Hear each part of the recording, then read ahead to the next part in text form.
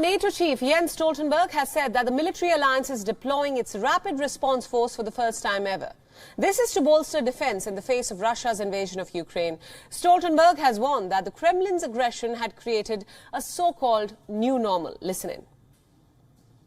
We see, of course, that they're moving towards Kiev. We also see the rhetoric, the messages, which is strongly indicating that the aim is to change government, to change and remove the democratically elected government in Kiev.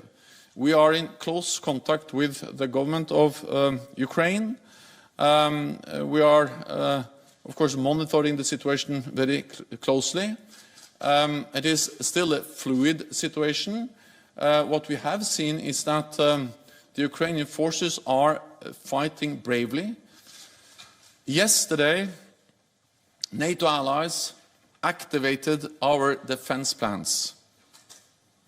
And as a result, we are deploying elements of the NATO response force on land, at sea and in the air, to further strengthen our posture and to respond quickly to any contingency. The latest step by NATO aims to beef up defenses. Allies spearheaded by the United States have rushed thousands of troops.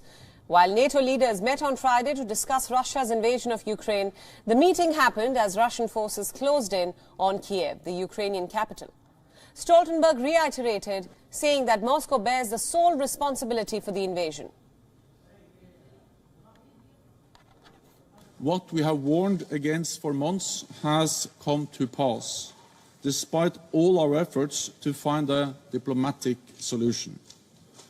Moscow bears sole responsibility for the deliberate, cold-blooded and long-planned invasion.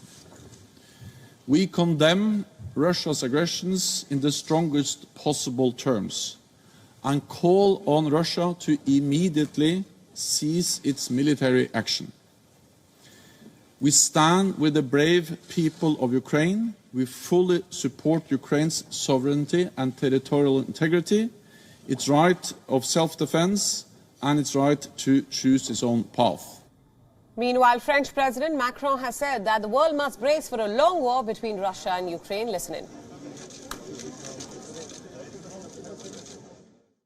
La guerre est revenue en Europe, je vous le disais.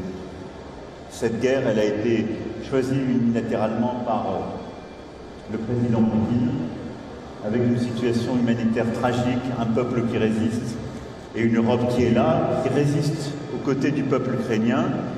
Et il nous faut tout à la fois essayer de bâtir la paix et protéger, mais prendre aussi les mesures indispensables pour apporter les sanctions, résister, mener ce combat.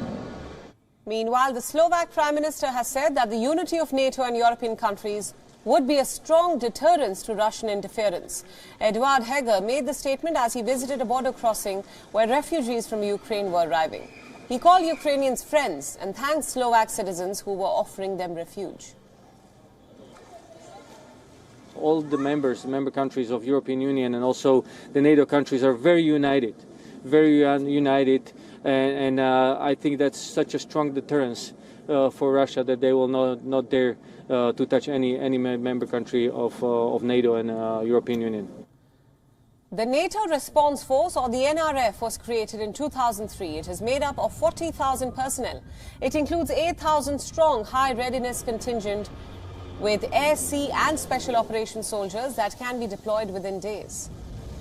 The Pentagon spokesperson John Kirby has pointed out that the NRF was to protect NATO countries not to engage in fighting in Ukraine, which is not a member of the NATO alliance.